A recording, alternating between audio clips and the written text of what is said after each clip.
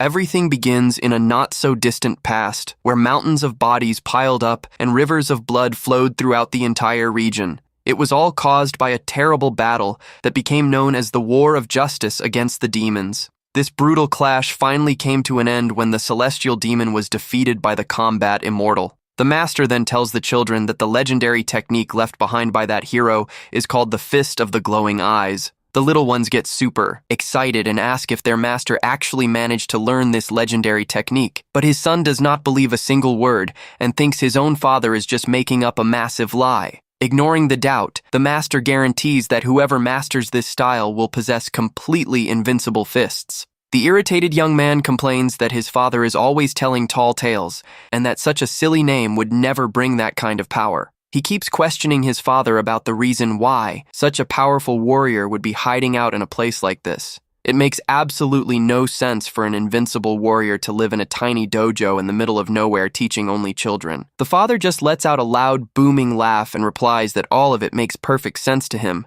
He warmly explains that the temple's new disciples are extremely cute and bring a lot of joy. Plus, he has a son with a wonderful heart. Even if the boy spends the entire day complaining about everything, with a big smile on his face, he laughs out loud, saying he needs absolutely nothing else in life. But all that peace is suddenly shattered, and the young man finds himself crying while peeking through a crack in the door. That father, who always claimed to be completely invincible, ended up falling defeated right before his eyes, coughing up a lot of blood. The fallen man on the ground tries to resist as his body quickly grows weak. He appears completely covered in wounds and with several swords plunged into his back after a cowardly attack. The master realizes they used a lethal poisonous herb that he believed had vanished from the face of the earth a long time ago. Before him emerge the dark silhouettes of his very own senior disciples who betrayed him. Among the traitors is the first senior disciple named Jin-am, carrying a cold and merciless gaze. Right behind him comes the second disciple of the lineage, known by the name of Jeok Yeon, showing his hostility.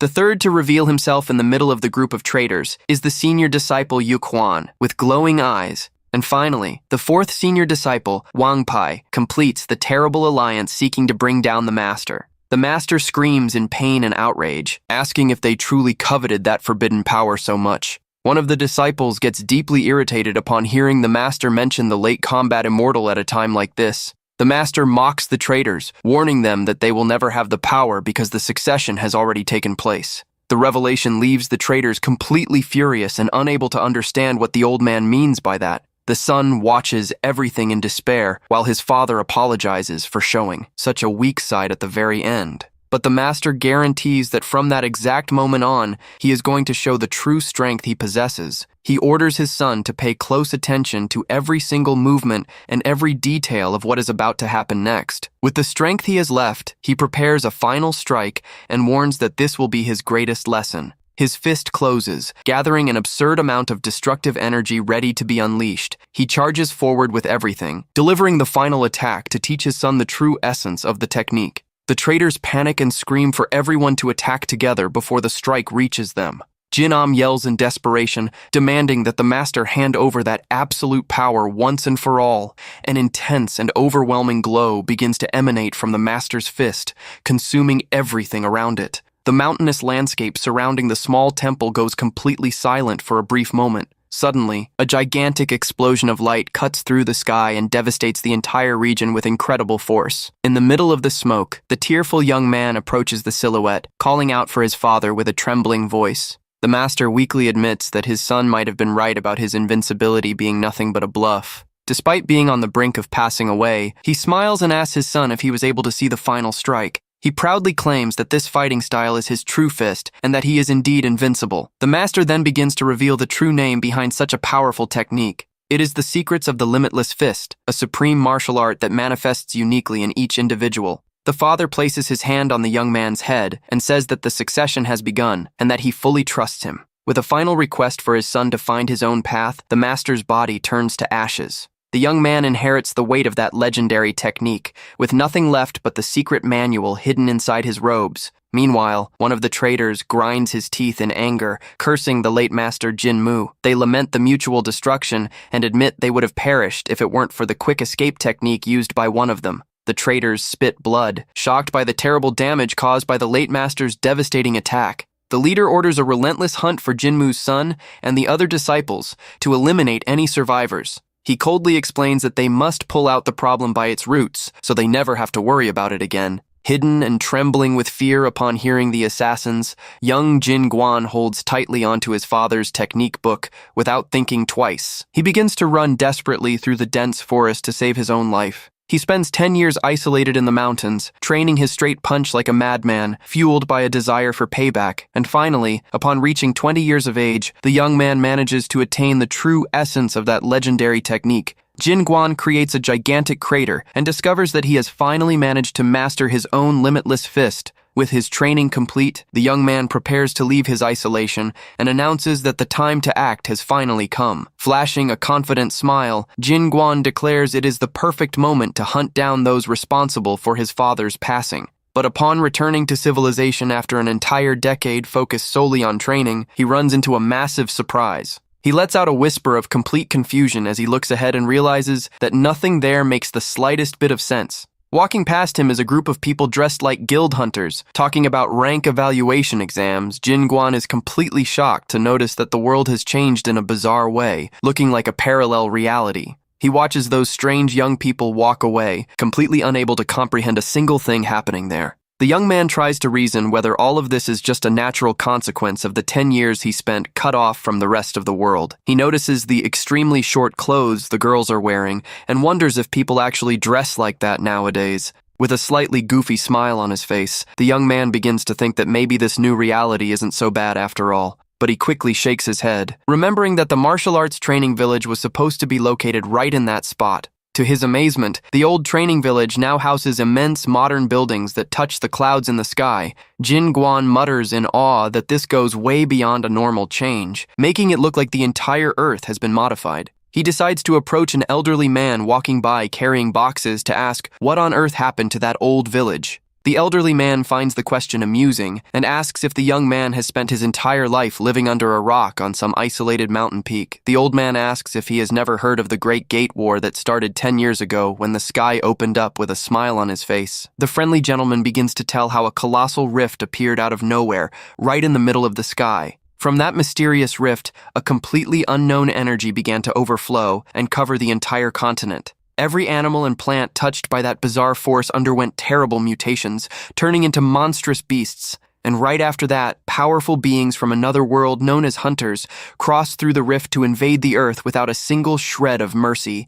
These invaders began to attack the local warriors in a brutal and ruthless manner. He explains that even the weakest low-level hunters could easily defeat the greatest martial arts masters. Nearly all the martial arts forces were wiped out, and at the moment of absolute despair, something incredible happened. The 4 great celestial kings, who were disciples of the combat immortal, stepped forward to face the threat leading the survivors during the most critical hour. Those 4 powerful warriors began to push back the invaders. Shortly after, several ordinary people across the continent began to awaken mysterious powers, becoming hunters themselves. Under the leadership of the Celestial Kings, the 2 factions signed a peace treaty that finally brought an end to that conflict. The elderly man concludes by saying excitedly that everyone now lives in a new era of abilities, far superior to the past. Jin Guan turns completely pale upon realizing that the traitors who took his father's life are now seen as great heroes. The old man says goodbye, grumbling that the young man should at least check the news once in a while to stay informed. He bites his lips in frustration, understanding that his payback just got 1,000 times harder now that his targets are heroes.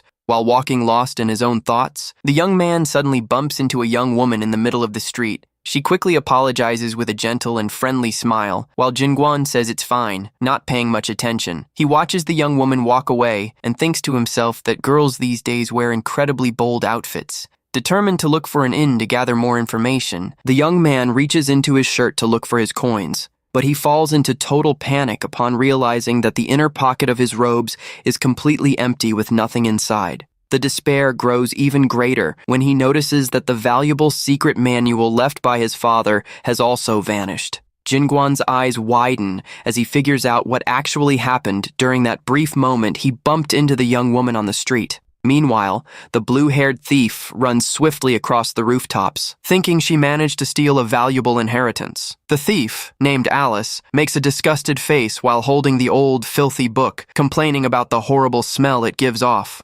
Suddenly, a mysterious voice behind her seriously warns that it is very rude to talk about someone else's property that way. He appears imposingly, stating that the book is worth more than life itself, leaving the girl completely frozen. Terrified, she asks how he found her, and the young man calmly replies that he simply followed her energy. Alice stammers in fear and asks what his profession is, begging him not to be some terrible dark mage. Jin Guan gets confused about what a dark mage would even be, but brushes it aside and demands his book back immediately. The young man comes down from the rooftop, giving a philosophical lecture on how greed makes people lose the things that matter. Alice notices he was able to read her energy with ease, and deduces that this guy must be a very high rank. Instantly changing her attitude, she hands back the book and apologizes, dramatically begging for a gold loan. The young man asks what gold is, and Alice despairs upon seeing that he doesn't know the basic currency used by everyone there. She falls to her knees, crying heavily, and makes up a story that her little sister is on the brink of passing away and needs expensive medicine today. Jin Guan seems moved by the story of the illness, while the thief secretly celebrates that her plan is working. Alice continues her act, explaining that a terrible plague hit the village and only a mysterious healer has the cure.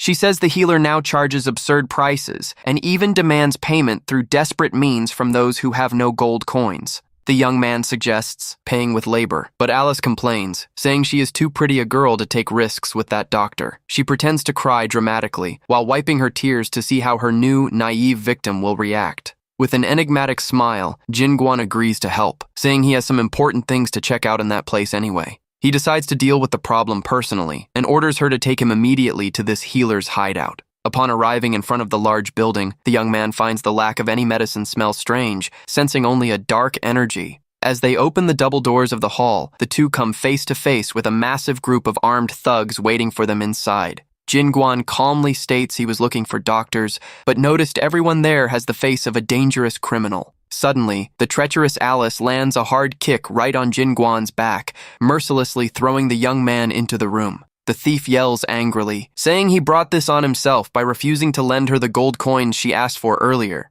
She reveals that this place is the hideout of the feared Manhwa Guild, packed with C-rank hunters focused on illegal businesses. Alice asks for a good price for selling the young man, and the criminals agree, noting that his strong physique is worth a lot of money. The henchmen mock the young man's look, saying nobody will come looking for him since he looks like just another homeless guy with no family. But instead of falling into despair or crying over that betrayal, young Jin Guan just flashes a sinister smile. The masked thug gets extremely confused and wonders if this stranger has completely lost his mind. Jin Guan stands up, saying he is relieved to see that human trash remains exactly the same even after 10 years. The henchman yells angrily, telling the prisoner to shut his mouth while raising his heavy club to strike the young man. With a cold gaze, the young man decides he can use this trash to test his power without carrying any guilt in his heart. He prepares a punch, gathering a colossal amount of glowing energy in his right hand, ready to fire. Concentrating all his strength, the young man unleashes the devastating attack, warning that those pests will be his test subjects. The masked thug can't even react before being completely swallowed by an unbelievable flash right in front of him. The imposing wooden temple where the Manhwa Guild was hiding glows intensely for a brief moment of pure silence. Suddenly, an overwhelming explosion of energy rips through the roof of the wooden building, shattering the structure into pieces. Outside the gate, Alice almost falls to the ground as she gets hit by an extremely strong shockwave and a cloud of dust. Heavy debris rains down from all sides, revealing a gigantic hole blown directly through the ceiling of the hall. The surviving henchmen begin to cough in the middle of the smoke, trying to understand the source of such massive destructive force. Everyone looks at the floor in surprise and sees that Jin Guan ended up lying down in the middle of the broken pieces of wood. Suddenly, one of the female guild members points her finger, joyfully shouting that she finally figured out what happened. She celebrates, saying that such absurd power could only be the secret ability of their feared guild leader. The henchmen shower the leader with praises, claiming his attack was so fast they couldn't even see the movement of the club. The guild leader begins to laugh out loud, pretending he actually mastered that technique so he wouldn't lose face in front of them. Lying on the ground in secret, Jin Guan sighs in irritation, noticing that controlling the power of his fist is much harder than he thought. The young man keeps one eye open, planning how he will control the monstrous strength he holds in his own hands. He recalls the exact moment he threw the strike and realizes that his attack ended up escaping his intended control. In the middle of the fight, he had spotted two children playing ball outside, right in the trajectory of his fist. The little ones were having fun, without having the slightest clue that a lethal blast of pure energy was flying right toward them. Jinguan knew that if he landed the punch directly in that spot, it would devastate the entire neighborhood, taking innocent lives. But since a punch thrown cannot be undone under any circumstances, he had to come up with an urgent tactic. The only alternative left to avoid a tragedy was to forcibly change the direction of the unleashed energy. With a brutal effort, he deflected the fist's trajectory upward, making the building's roof explode instead of the boys. He aimed the punch straight up to prevent the strike from hitting the innocent children playing ball in the street. And with that, the roof of the wooden building was completely destroyed, releasing a massive pillar of light toward the sky. Lying on the ground with a smirk, the young man finds it interesting to note the great strength he managed to manifest. The henchmen think he has lost his mind out of fear and order his wounds to be treated so they can sell him on the slave market tomorrow. The journey of the world's strongest warrior with just a single straight punch finally begins to take an unexpected turn. Night falls silently, and the crescent moon can be seen shining through the iron bars of a dark cell. Inside that makeshift prison, other prisoners sleep soundly on the cold floor, with no hope of escaping. Jin Guan reflects in silence that he needs to learn once and for all how to contain and control the massive power of his fists. Suddenly, he breaks the silence, commenting that the two of them still haven't introduced themselves, and says his name is Jin Guan. The young man looks sideways with absolute seriousness at the shadow approaching silently on the other side of the cell bars. The thief reveals her name is Alice, and Jin Guan replies, finding it a rather peculiar name. Quite different from the usual, he eats the rice ball she brought, and sarcastically complains that a simple snack is far too little for a betrayal. Alice lets out a tired sigh and asks if this is really the ideal moment for the guy to be complaining about food. She yells in outrage, asking if he doesn't feel any anger for being tricked in such an easy and cruel way by her.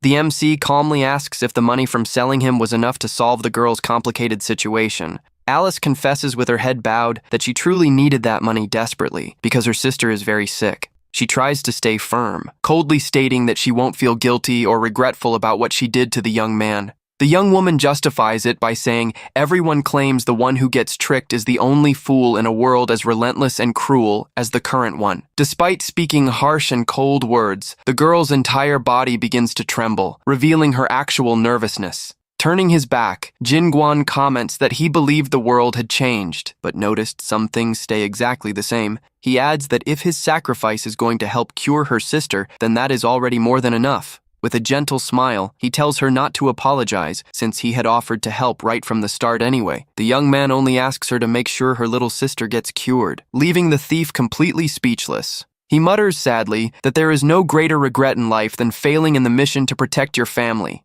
Alice hides her embarrassment by yelling angrily, and the young man jokes that she is being very rude to the person who helped her. He takes the opportunity to ask for a favor, requesting that she look after his technique book until he comes back to get it. Alice agrees to keep the book while complaining about the bad smell, warning that the young man better not take too long to return and fetch it. The next day, the carriage carrying the imprisoned slaves begins its long journey, crossing through a dense forest. The henchmen comment fearfully that this dense forest is extremely creepy. Even during broad daylight, the guards chat, saying their hideout is kept isolated to avoid any trouble with the Hunters Association. They pass by a warning sign indicating that this dangerous region is the natural habitat of B-rank monsters. The carriage finally stops in front of a large wooden gate, indicating they have reached the final destination of the trip. A guard violently throws the carriage open, yelling for all the prisoners to get out immediately without stalling. The henchman informs the slave trader that the Manhwa Guild sent an especially big and strong young man this time.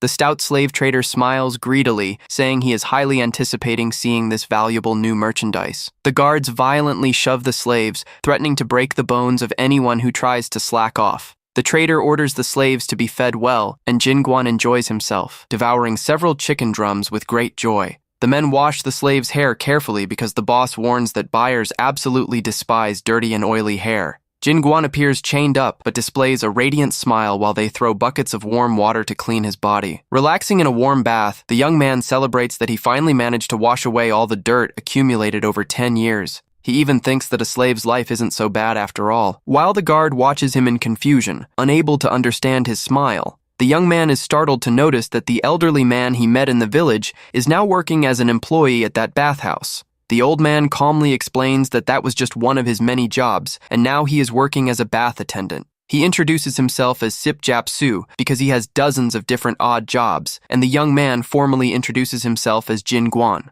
The old man laments the young man's situation, but Jin Guan says the place seems great since they provide good food and hot baths. Their conversation is suddenly interrupted when an intimidating guard approaches with firm and heavy steps. The irritated guard asks why the young man hasn't been prepared yet to receive the hot iron brand of slavery. He sharply questions why the youth is wearing his old clothes again instead of getting ready. Jin Guan flashes a confident smile and calmly announces that he will prefer to skip the part of receiving that hot brand. He breaks the iron chains with ease, saying his body is far too precious to suffer any scars. The irritated henchman charges at the prisoner to try and contain him by force and put him in his place. He simply begins to walk, dragging the guard who was trying to hold him back, and ironically thanks them for the warm bath. The head of the henchman screams in desperation, ordering all the guards to capture the rebel before he escapes from there. Jin Guan walks in awe as he enters an incredibly luxurious hallway decorated with a gigantic golden chandelier. The young man mutters, impressed by the massive size of the palace, but remembers he needs to find a way out of there soon. On the way, he encounters two frightened employees and calmly asks if they know the way out of there. The young men tremble in terror and stammer that they know the route, but ask if that isn't way too heavy. He looks back, not understanding, and realizes he is dragging a mountain of knocked-out henchmen by their legs. The guides show him the immense main entrance, and the young man keeps dragging the fallen guards toward freedom. Suddenly, a furious voice echoes from outside, warning that any escape attempt of theirs will be completely useless. The stout slave trader laughs out loud, saying he already expected that, and appears escorted by an armed army. He reveals that he hired a highly powerful C-rank hunter known as Mayong Chung to deal with rebellions. The hunter begins to brag about his immense power, claiming to be his clan's greatest treasure since the day he was born. But suddenly, a splash of blood squirts onto the trader's face, leaving the stout man completely frozen in terror. A giant bear emerges from the trees, revealing itself to be a dangerous B-rank monster, the master of the mountain. Panic takes over the place when the guards see that the bear defeated the elite hunter with just one simple swipe. Everyone begins to run desperately through the forest, while Jin Guan just watches the bear, finding it very bizarre. The monster roars furiously to attack, but the young man ignores the beast and starts wondering if the thief is taking good care of his book. The scenery shifts to the brightly lit city during the night, with modern buildings contrasting with traditional temples. Alice walks alone through the busy streets, with a very sad and disheartened expression painted all over her face. She stops in front of a dark, silent alley, taking a deep breath before facing the reality waiting for her at home. The young woman silently laments that she failed to keep her promise of bringing the medicine to her sister today. Suddenly, a familiar voice catches her attention from the darkness, making the girl's entire body jump in fright. Jin Guan appears crouching up high and asks if she kept the book safe, leaving the young woman totally shocked by his return. The young man casually explains that the kidnappers simply decided to let him go with no issues. He tries to ask about her sister's health condition, but is cut off by a very heavy cough coming from inside the house. Alice throws the door open, running in desperation to check what's happening. While Jin Guan follows her with a serious look, the pink-haired older sister weakly asks the young girl not to worry, while coughing heavily, lying in her bed. Even feeling a bit awkward, Jin Guan asks where his valuable martial arts technique book is, which he had left in her care. Hearing the male voice at the entrance, the older sister struggles to sit up. Noticing the presence of the unexpected visitor, she introduces herself very politely as Yang So-hee and apologizes for not being able to greet him on her feet due to her weakness. Jin Guan observes the woman with great attention and narrows his eyes upon noticing something highly unusual in her body. The young man senses an extremely dark and unpleasant energy emanating from that woman's body, which doesn't seem normal. Alice begins to cry heavily and apologizes to the young man, confessing that she failed to keep the deal the two of them had made. She reveals through tears that the men from the guild stole all the medicine money and also the valuable martial arts technique book. The girl recalls the humiliating moment she was coldly thrown to the ground after being tricked by those cowardly henchmen. The masked henchman had charged absurd interest rates to confiscate almost all the gold coins she had managed to get. He tossed just a tiny pouch with 30 gold coins to the ground and mocked the desperate effort of the young thief. Alice remembers the humiliation with pure anger in her eyes, swearing that those criminals will still pay dearly for what they did. At that moment, she tried to at least recover her backpack of belongings that was thrown in the corner next to the old book. But the guild leader refused to hand it back, arrogantly claiming that everything there now belonged to the criminals by right. The henchman started laughing out loud, mocking the girl's innocence for believing she could get her things back from them. And right after that, one of the guards delivered a brutal kick to the young woman's ribs to send her away. Once and for all, Alice cried lying on the ground, while the cruel words about the world belonging only to the clever echoed in her mind. The criminal threatened her, saying that if she didn't clear out immediately, she would also end up being sold on the black market. The criminals burst into loud laughter while the young woman walked away humiliated, unable to hold back her tears. Back in the present, Alice cries floods of tears, repeating that she is deeply sorry for failing to protect the guy's secret. The older sister tries to calm the young girl down, while Alice laments that she couldn't fulfill the promise made to her friend Jin Guan, listens to the entire breakdown in silence with a thoughtful look, appearing to be plotting a plan to get the book back. He places his hand on the girl's shoulder calmly and asks if she finally understands how his true plan works. Jin Guan says that even if the world belongs to the clever, traitors need to learn the price one pays for lies. He picks up Alice's older sister in his arms with absolute ease, leaving both young women completely in shock. So-hai asks with a blushing face what kind of relationship the young hero has with her little sister Alice. He lays the young lady down on the bed with great care and casually replies that the two of them have a complicated past. The young man takes part of the blame for Alice failing to get the incredibly expensive medicine for her illness today. He guarantees he will fetch the medicine, and the sister asks if she can truly trust Alice's fate in that young man's hands. Jin Guan accepts with a smile, and in return asks So-hai to make him just one single and important promise. At that moment, he asks her to be very strong and not to let herself be defeated by that terrible illness before he returns from there. With everything settled, the young man announces it's time to head out. Leaving Alice quite surprised by his swift determination, he confidently declares that the two of them are going to recover all the medicine money and also his valuable technique book. Alice asks in confusion why they didn't go back to the temple where the Manhwa Guild was gathered earlier this afternoon. She explains that that brick back door actually leads directly to the group's true headquarters. The young woman reveals that they pass themselves off as a regular, honest adventurers guild only during daylight hours. But once night falls, that secret spot transforms into the largest and busiest underground casino on the black market. Alice hands him a dark hooded cloak and warns that the two of them need to cover their faces so they won't be recognized there. The two put on the dark cloaks, and the young girl warns that the most famous gambling game in the casino is about to begin. The noisy hall is packed with eager gamblers, placing all their gold coins on the underground game tables. Observing everything from up on the balcony, the young thief points her finger in the exact direction where the big main event will take place. In the center of the hall, two extremely strong men engage in a brutal match, delivering violent slaps to each other's faces. Jin Guan makes a face of complete confusion upon realizing that the people there bet money on a face-slapping competition. Alice confirms it, saying the entire casino revolves around that, when an unknown voice asks who the two of them are. A person with a beer mug in hand mentions they recognize Jin Guan's voice and came running to check if it really was him. To everyone's shock, the old man Sip Japsu appears dressed up in a short pink schoolgirl skirt, offering a mug of beer. The young man whispers to Alice, asking if the boundaries between men's and women's clothing have completely vanished nowadays. Alice makes an expression of pure disgust at the old man's bizarre look, while Jin Guan gives up on trying to make sense of it. The bizarre old man ignores the disapproving looks and joyfully announces he will finish explaining the casino game. He points to the arena, showing that two competitors stand side by side at a table, delivering alternating slaps. If the warrior who got hit manages to stay firmly on his feet without falling from the table after the impact, he wins the right to slap back. But if the competitor can't take the force of the blow and collapses to the ground, he loses the match instantly, just like what happened now. The young man deduces that the winner takes all the bet money, but Alice warns him to forget the idea of trying to join. She seriously warns that the blows delivered in the competition are lethal, and he could end up losing his life if he isn't very careful. The announcer shouts excitedly, declaring that the great leader of the Manhwa Guild has just knocked out yet another challenger with a single blow. The conceited Na Handai lets out a loud laugh, daring anyone with the guts to step up onto the stage to fight him. Jin Guan recognizes the masked leader instantly, knowing he has his book, but remembers he needs coins to place a bet. He turns around, asking if she has any spare cash, but gives up upon seeing the helpless expression on the young thief's face.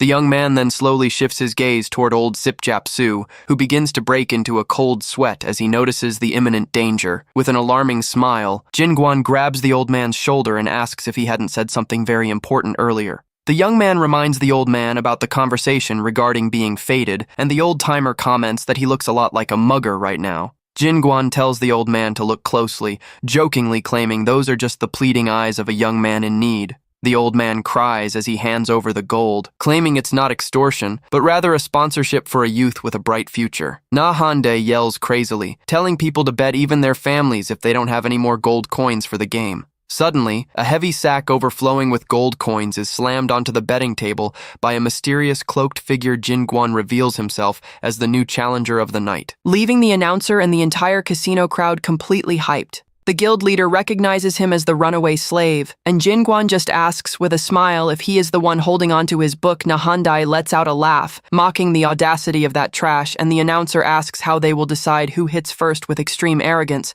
The masked champion points to his own cheek, ordering the scrawny slave to start hitting. The crowd begins to laugh out loud, calling the young man a fool for throwing away his gold and his own body in such a lost cause. Oblivious to the mockery of that entire audience, the young warrior Jin Guan stays focused on a much greater goal. Knowing that the immense destructive power of his limitless fists could easily injure and take the lives of innocent people, he concentrated his entire mind to figure out an effective way to contain and perfectly control his crushing strength. Jin Guan recalls that the force of a punch multiplies according to the perfection of its basic physical form. He thinks that if closing his fist destroys everything around him, maybe doing the opposite and opening his hand will bring the opposite result. With that thought, the young man delivers an extremely fast, open-handed slap toward his opponent's face. The spectators watching the duel up close widen their eyes in shock as they witness the sheer speed of that strike. Panic and astonishment take over the entire casino crowd, who had never seen an attack that fast in their lives.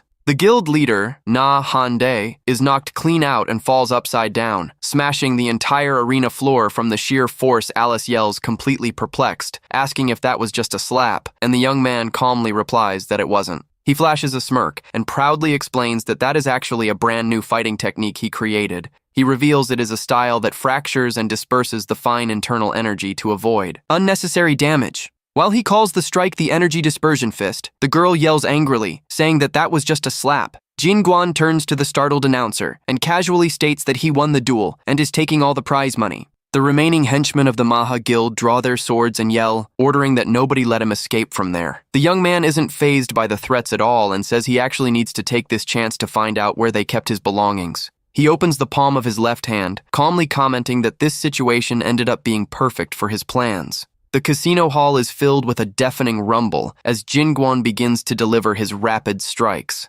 Another henchman collapses unconscious to the ground, his face completely distorted after receiving one of the slaps right on the cheek. Jin Guan comments that after using the technique a few more times, he is finally getting the hang of controlling his massive strength. He asks if the young thief managed to recover his personal belongings and gather all his bet money. Alice realizes in wonder that the young man truly wasn't lying when he said he escaped easily from the slavers. Putting her surprise aside, the young man announces with a smile that the two of them need to go quickly to get her sister's medicine. The group finally arrives in front of a massive, brightly lit medical clinic that stands out significantly in the middle of the dark night. Alice thanks him emotionally, saying she always knew there was a very good and righteous heart behind the young man's look. The young hero just lets out a friendly smirk and tells them both to just go inside the place to sort this out. Upon pushing the large wooden door open, a dense and mysterious smoke begins to escape from inside the main room. The young man freezes instantly and narrows his gaze as he catches a very specific scent that brings back dark memories of the past. He remembers when he was a child and his father would bathe laughing in a medicine barrel with a totally unbearable smell. Master Jin Mu would tease, saying the boy was truly his son and that a real man should endure the stench. But even the master would end up losing his lunch from how strong the horrible smell of that bizarre mix he prepared himself was. Holding his nose, the little guy would ask for what reason his father insisted on bathing in that filthy, smelly cauldron. The father would explain with a smile that that horrible bath was directly linked to his greatest regret as a warrior. He would reveal that because of the unbearable smell, he failed to complete the training to gain total immunity to poisons. The old man would admit that his sharp hunter's sense of smell prevented him from enduring the stench long enough to finish the art. The master would jump out of the barrel desperately, splashing dirty water everywhere while the boy complained about the mess. Back in the present, Jin Guan steps into the clinic, confirming in his mind that it is the exact same smell. He narrows his focused gaze, knowing full well that that bizarre odor belongs to an ancient and dangerous forbidden technique. The mysterious healer dressed in a black robe comments in surprise about receiving visitors at such a late hour. He smiles, asking if they came to buy medicine, while Jin Guan notices that the man masters shadow poison arts.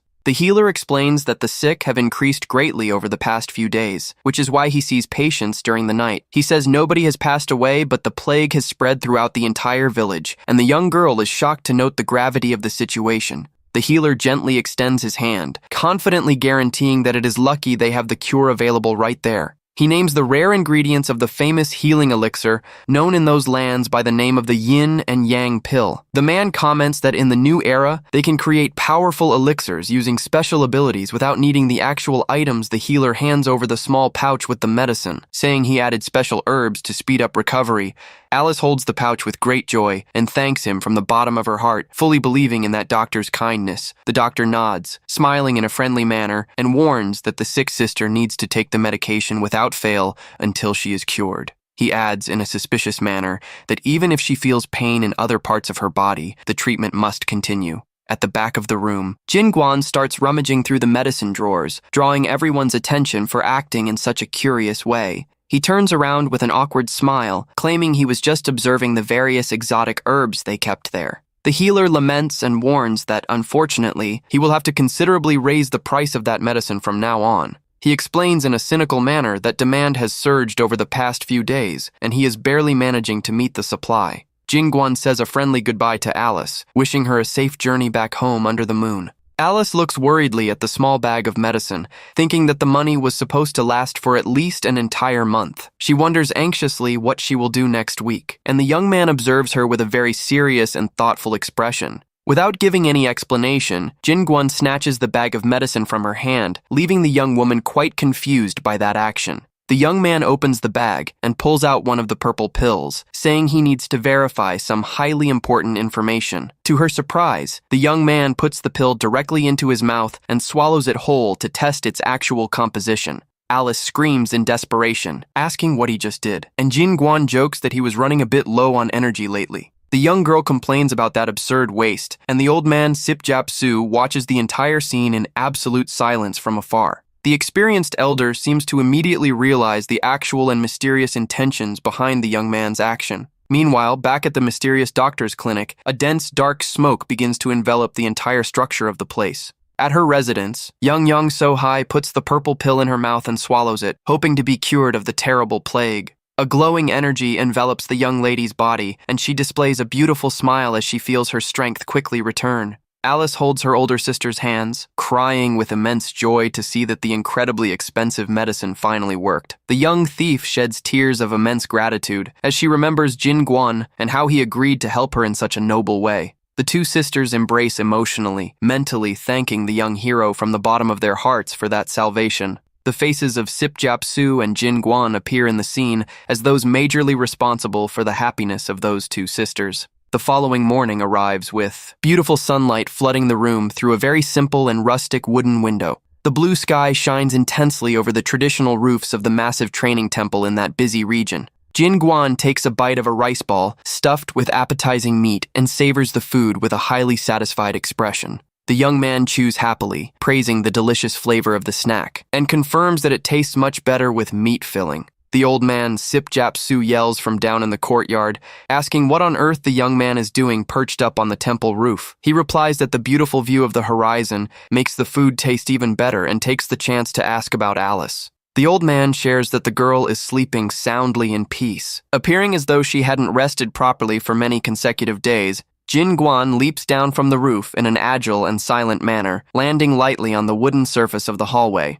The young man comments that he already suspected the elder mastered martial arts too, but the old man laughs off that claim. Sip Jap Su says he is just an outdated old man who didn't adapt to the modern world and needs several side jobs.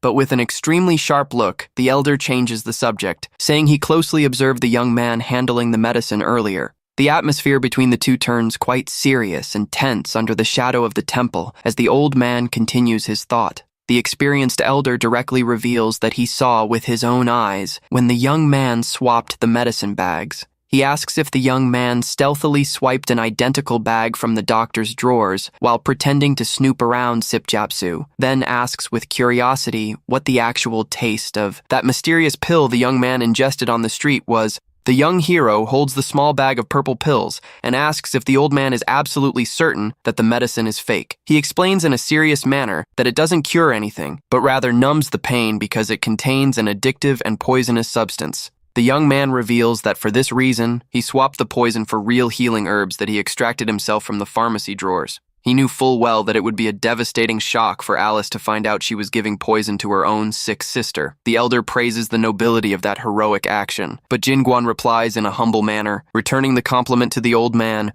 Old Sipjapsu comments, laughing that old folks are very nosy, and confesses that he became extremely interested in the young man. Night falls once again over the peaceful and traditional region as darkness begins to shroud the alleys of that city. Inside the dark pharmacy, the healer hands over a large bag of gold, stating that that is his payment for the month. He gestures politely and asks anxiously when his affiliation with the mysterious organization will be made official. The dangerous masked man coldly comments that selling fake poisons must have made the doctor's smooth-talking skills very sharp. He delivers a new batch of rare materials, and the healer bows extremely low and subserviently in front of him, thanking him. But a cold sweat begins to run down the healer's face as he notices the sinister mood that has formed there in the dark room. He opens the small bag and hesitantly comments that the amount of rare materials seems a bit smaller than agreed upon. The criminal replies sharply that distribution has decreased and warns that if he wants more, he will need to pay double the tribute. He stammers and humbly thanks him for the advice, while the masked man warns him that he needs to show much more loyalty to the group. The masked man also alerts that the slave market was raided and orders the doctor to keep his mouth completely shut. He makes a terrible threat, making it clear that the consequences will be fatal should any of their secrets leak out. The healer agrees tremblingly, bowing with immense fear as the two dangerous intruders begin to leave the darkroom. The heavy wooden door of the pharmacy closes with a melancholy creak, leaving the place once again in complete silence. The healer slams the heavy bag of gold onto the table with great fury, venting all the anger he was feeling at the moment. He grinds his teeth in rage, complaining that they demand more and more money, even after confiscating almost everything. He swears out loud that he will return that terrible humiliation 100-fold, but freezes upon noticing something strange there. He turns around with a fake smile, apologizing for his inappropriate behavior upon noticing an unexpected visitor. Jinguan appears sitting down, eating the pills straight from the bag in the dead of night in a very relaxed fashion. The doctor advises that taking medicine in excess can turn into poison, but the young man guarantees laughing that he has a strong stomach. The man smiles in a sinister way, saying he doesn't care about the consequences as long as he pays for the medication. The young man counters, laughing that this time, it is the healer who must pay him for bringing an infallible remedy for lies. The healer begins to gnaw at his own hand in terror and stammers, unable to understand what the guy means by that. Jinguan extends his hand and mockingly shows the poison pill he had previously removed from inside his cloak. He declares with an alarming gaze that the only effective remedy for a cheating liar is to receive a violent beating. The healer displays a macabre smile and warns with a glint in his eye that ignoring things is sometimes the best choice. In the blink of an eye, the healer thrusts his arm forward aggressively, revealing needles in his hand. He yells, unleashing his special attack of poisoned needles, firing several of them at high speed into the dark. The needles cut through the air with a precise and lethal trajectory, glowing intensely with the terrible shadow poison. The young man dodges masterfully, but the magical weapons change direction, proving they chase the target until they pierce the skin. But in an unbelievable fashion, the young man moves fast and begins to catch every single one of those lethal needles mid-air. The healer's eyes widen, and he lets out a shriek of utter terror upon witnessing such an unbelievable defense. He backs away awestruck, realizing that the intruder managed to hold all the poison needles without suffering the slightest scratch. The man cannot accept that the young man accomplished that legendary feat using nothing but his bare hands. Desperate, he tries to deliver another rapid attack, hurling more poisoned projectiles in the young hero's direction. Jinguan just makes a simple motion with his arm, delivering a slap into the air that creates a powerful energy impact. The shockwave impact hits the doctor's face, sending him falling backward without understanding what invisible force hit him. Fallen among the debris, the villain wonders if such a powerful and hidden warrior already existed in that region. The young man walks forward with fury and questions how a doctor has the audacity to use life-saving needles to assassinate. He analyzes the weapons and notices that despite being weak, the energy behind the attack possessed very clever movements. With a sarcastic smile, the young man praises the trick and warningly notes that the scoundrel needs some manners. The doctor tries to hide his trembling and nervously asks what organization the young warrior belongs to. Jin Guan mocks his shift in attitude and laughs, warning that the man won't have time to do either. The villain analyzes his quick steps and wonders if the young man belongs to the feared shadow assassin class. He narrows his gaze, trying to decipher the young man's style, and asks if he is actually a martial arts fighter. Jin Guan says he doesn't know modern terms, but proudly reveals his birth name to his frightened opponent. The villain calculates that the young man possesses at least B-rank power and prepares with determination to attack again. He concentrates a purple, poisonous mist in his right hand and confidently states that he holds the absolute advantage in the fight. The criminal fires a colossal torrent of poisoned blood, but the young man just complains that the smell resembles a sewer. The poison spreads, and Jin Guan coughs heavily, covering his face with his arm before that completely toxic smoke. He coughs enveloped in the purple smoke while the villain mocks, saying the strength of fighters depends on their breathing. The healer smiles victoriously, thinking that a warrior suffocated and blinded before the poison has already lost the match for good. He leaps aggressively, stating that the opponent is now nothing more than a useless scarecrow vulnerable to the end. At the peak of his jump, the villain yells furiously that he will make the intruder the first witness of his new forbidden technique. He unleashes a terrible vortex of concentrated spiral poison with total fury right toward the young man's head. Jin Guan just observes the attack with extreme calmness and seriousness, showing not the slightest dread of the danger. With a sharp gaze, the hero mockingly comments that the fairest thing to do is to return everything he received in the fight. He prepares the counterattack, warning sarcastically that he will also show his combat technique to the villain. He thrusts the palm of his open hand forward, proudly declaring that to be the new punch style he just mastered. The healer screams in massive pain, clutching his injured face covered in blood. After receiving the precise strike, Jin Guan covers his nose and complains that the odor of that poison is totally repulsive and is making his stomach sick. The injured healer retreats with a swift movement, preparing a healing spell to restore his strength in the fight. He uses a technique to heal his wounded face while trying to reason if there is any martial art using fingers. But the young man just displays a mocking smile and calmly warns that this is by no means a skill. Jin Guan raises his index finger and proudly explains that that is actually a technique created by himself. He extends his middle finger next to the other, forming a two-finger stance, and says it is a finger punch variation. The young man displays a confident smile and declares to his frightened adversary that the name of that strike is the finger fist. The healer yells furiously that he talks a lot of nonsense and charges, attacking with his punch covered in purple poisonous smoke. But in an agile fashion, Jin Guan intercepts the enemy attack, delivering a precise strike with his two fingers right on his wrist. The precise impact of the fingers makes the adversary's energy dissipate immediately, paralyzing his arm at that very second. The villain lets out a deafening roar of pure pain, and Jin Guan just calmly repeats that that is not a magical skill. Displaying a cynical smile, the young man points his fingers again, announcing his unique combat style to the opponent. The healer backs away completely terrified and breaking into a cold sweat, unable to understand where such martial strength comes from. Before he can react, Jin Guan advances swiftly and lands another precise finger strike right on the villain's chest. He assumes a flawless combat stance, repeating the name of his technique while the adversary agonizes before him. The healer tries to defend himself desperately, but realizes the young man's speed is far superior to any reaction.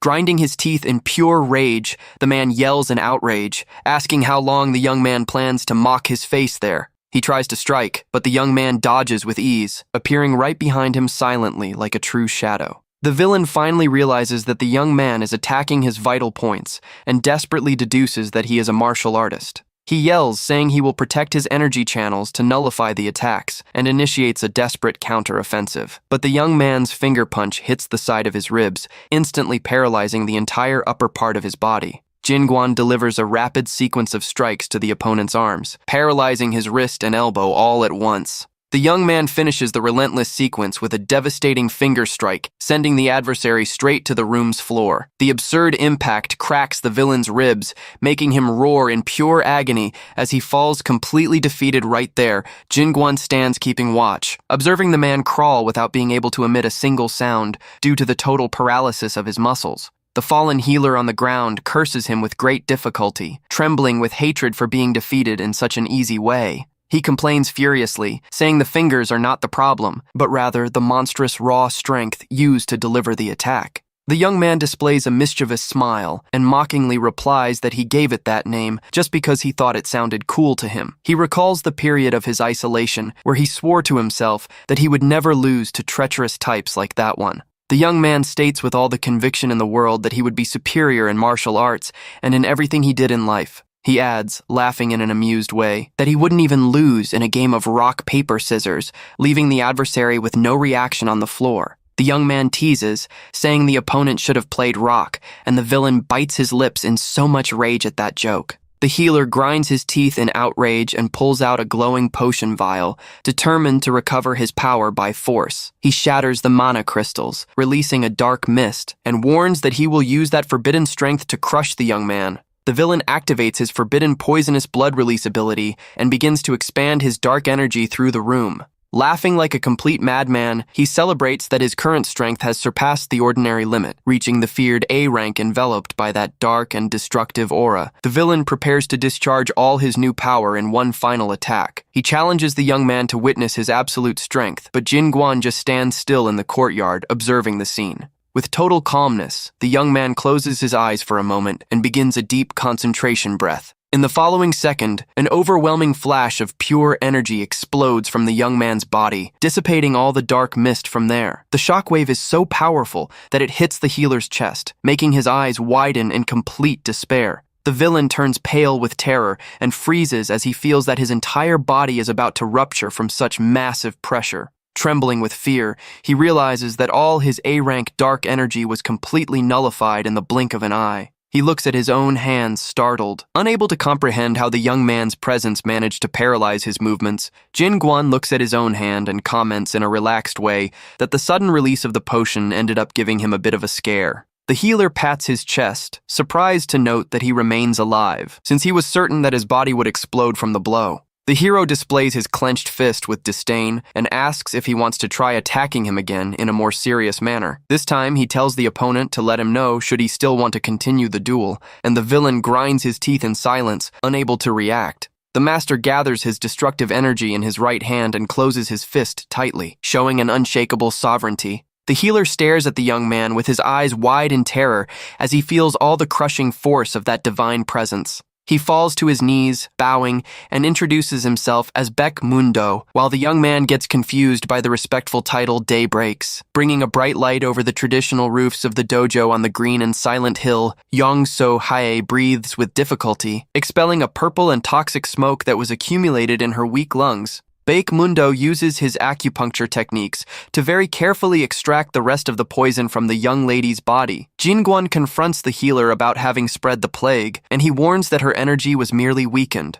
The beautiful older sister finally rests calmly in bed, appearing to be free from the terrible fever brought on by the poison. The healer offers a real pill he just produced, promising that she will recover totally quite soon. Old Sip Japsu notices that he is an elite apothecary, and young Jin Guan gets confused about the meaning of the term. The old man explains that upon awakening as a hunter, it is common to gain normal classes, but sometimes rare categories emerge. He adds, saying that apothecaries are extremely rare professionals with absurd knowledge regarding elixirs and poisons. Baek Mundo brags about his legendary class. Claiming to be an extremely talented and coveted professional all over the world, Alice lands a violent smack on the healer's head, telling him to shut his mouth with all her built-up anger at him. She holds him by his hair, complaining that he is still just a cowardly criminal who poisoned an entire village. The healer grinds his teeth in pure humiliation for being assaulted in that manner in front of that powerful warrior, but he gives up on reacting at that very moment upon noticing the intimidating presence of Jin Guan with his two-finger punch cocked. Scared to death, he makes a respectful bow, offering sincere apologies while the girl keeps demanding the gold.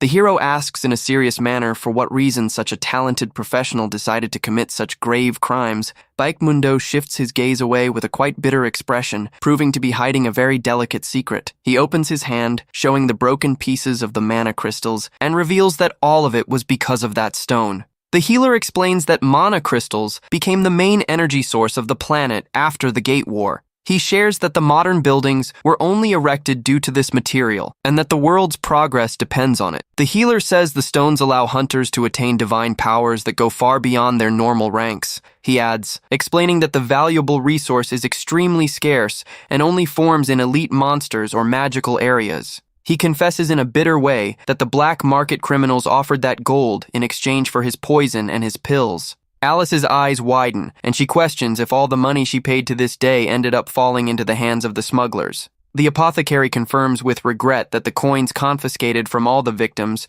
were destined to pay the guild tax the young woman charges, forward furiously, demanding the coins back. But Beckmundo warns that the tribute gold has already been sent to the group. Suddenly, the apothecary approaches Alice, making a swift movement to pull an amulet she wore on her neck. Everyone looks surprised at the precious jewel while the man holds it delicately, proving to recognize that item. He reveals in an emotional way that beautiful glowing pearl necklace is actually the only keepsake of his late father. Alice completely loses her patience and kicks his stomach in anger, telling him to give back the inheritance right that instant, fallen on the floor crying in pain. The man reaffirms with difficulty that the rest of the gold is with the big bosses of the organization. Jin Guan asks who these big bosses would be, and the apothecary prepares to reveal the truth about the feared leadership. The young man listens with a lot of seriousness, feeling that the unfolding of that revelation will guide him straight to his final destiny. Beckmundo takes a deep breath to gather courage. Knowing that revealing that secret information is a massive breach of contract, he decides to guide the young man straight to the secret hideout of the criminal group. And Jin Guan accepts the proposal immediately. The apothecary warns that they are arrogant criminals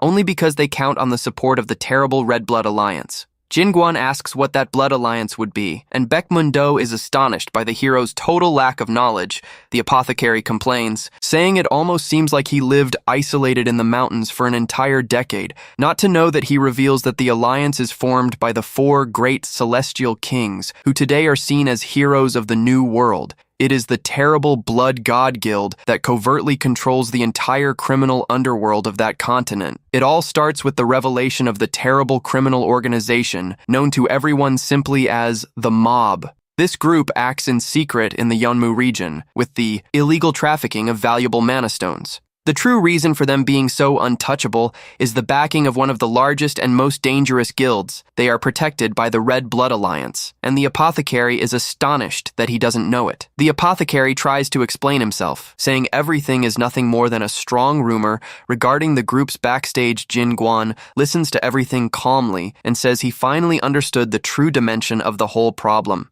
An extremely sinister and overwhelming energy begins to emanate from the MC's body. Alice and the old man, Sip Jap Su, get completely paralyzed with fear upon sensing that bizarre force. The apothecary trembles upon realizing that pressure is a murderous intent of an unbelievable level. With a fixed and fury-filled gaze, the young man begins to remember a promise from the past. In the memory, his master teaches that supreme power must never be used out of pure vengeance. He explains to the young boy that responsibility is the only thing that keeps one from being consumed. Coming back to his senses, he closes his fist with a lot of strength while thinking of those old words from his father. The hero reflects that even after 10 years of training, ethical teachings are still the hardest ones. A confident smile emerges on the face of the warrior, who now has a new motivation to act. Jin Guan orders them to guide him to the meeting point, while the others obey, filled with respect. Soon they arrive before a massive and luxurious wooden structure at the top of the hill. The young man holds a teacup and asks if that place truly is everyone's meeting point.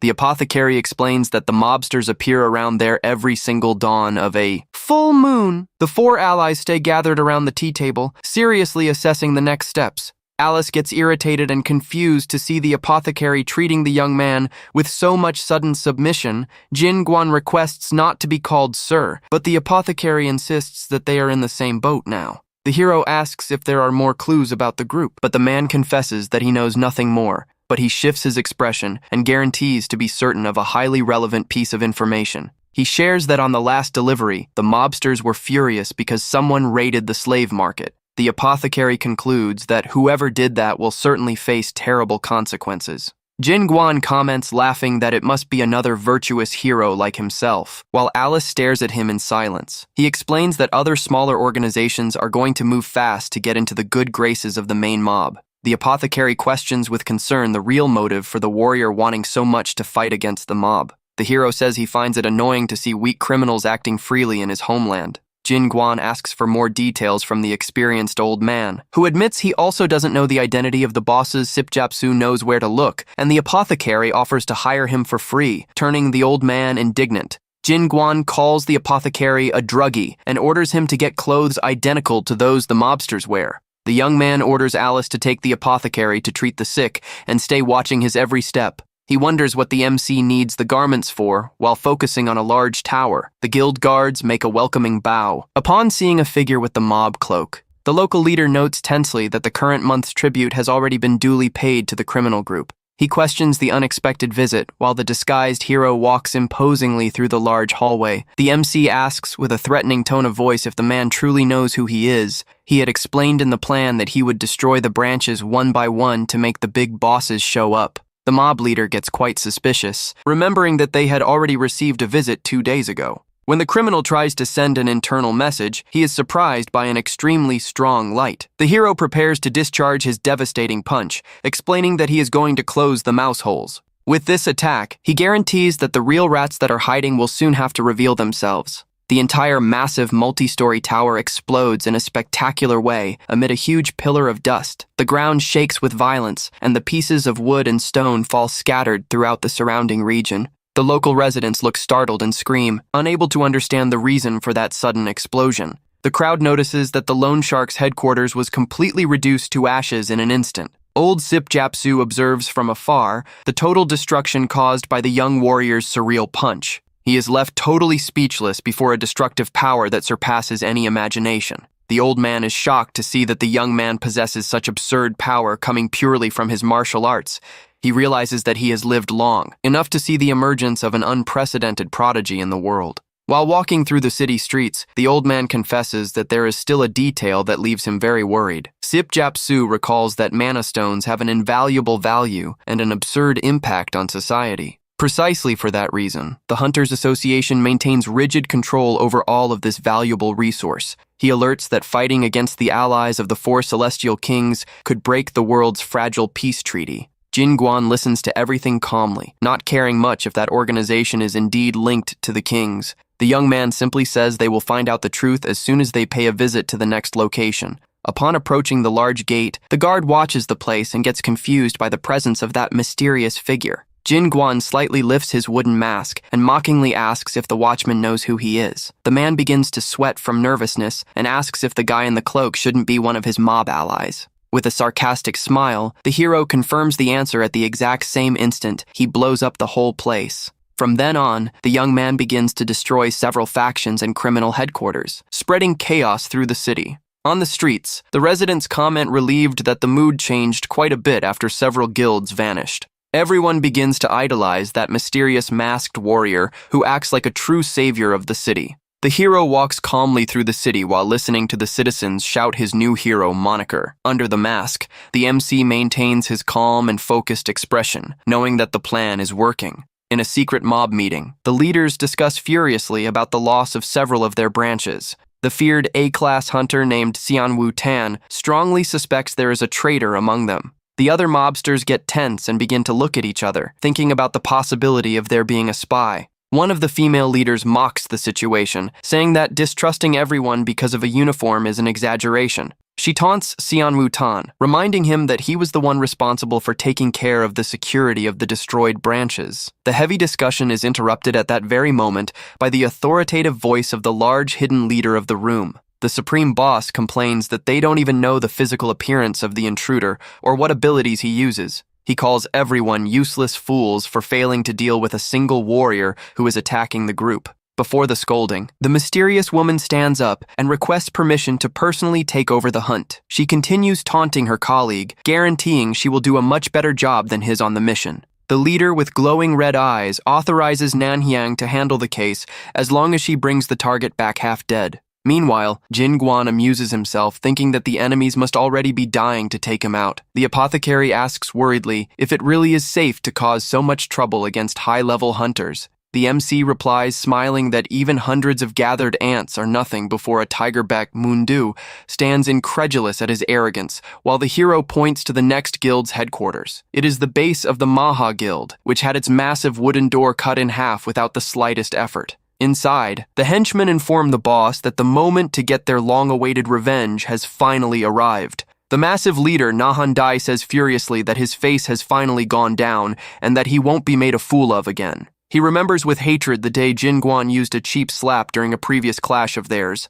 The henchmen try to cheer the boss up, saying he will win easily, using his famous special technique in the middle of the celebration. One of the subordinates feels a touch on his shoulder and turns around, thinking it is a companion. He lets out a desperate shriek of terror upon coming face to face with the MC standing right there behind him. All the henchmen in the room stand in total shock and begin to tremble upon noticing the intruder's presence. The guild leader's eyes widen, and he grinds his teeth as he recognizes the guy he hated so much immediately. He begins to yell insults, calling the young man a filthy hobo with all the built-up rage in his chest. Without giving time for reactions, the MC makes a swift movement with his hand extended in his direction. The big guy tries to defend himself any way he can, putting his arms in front of his face to block the strike. But the young man just gives a subtle tap with his fingertips on his forehead, leaving the leader totally confused. Jin Guan smiles and says that good manners taught with a beating are never forgotten, and that will be the greeting the guild boss gets so scared that he stumbles back in a totally humiliated and startled fashion. With total sovereignty, the MC sits on the main chair, crossing his legs before the enemies. He orders the henchmen to spread the message immediately, leaving the leader mouth open with so much surprise. With an intimidating smile, the hero announces that from that moment on, he is the new guild commander.